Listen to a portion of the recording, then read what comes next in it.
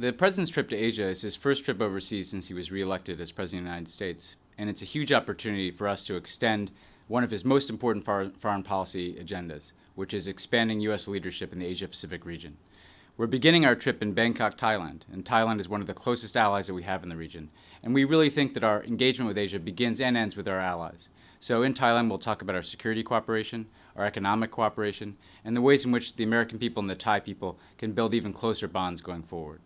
Then we're going to make history as President Obama becomes the first U.S. president to ever visit Burma. We're making this visit because the Burmese people have made extraordinary progress towards a transition to democracy.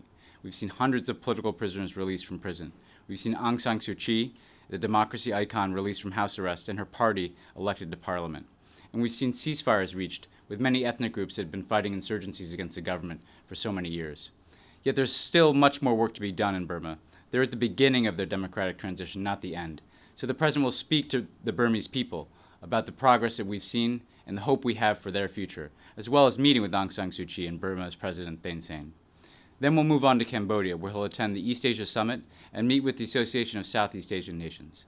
These two organizations are critical to our engagement with all of Asia and Pacific nations, so we can build an agenda where we're working together to deal with challenges like maritime security, energy cooperation, deeper trade and investment that supports jobs and opportunity at home and in the Asia-Pacific region. So we're going to make a lot of progress on this trip. Hopefully we're going to also eat a lot of good Thai food and Burmese food and Cambodian food, something that I'm particularly excited about.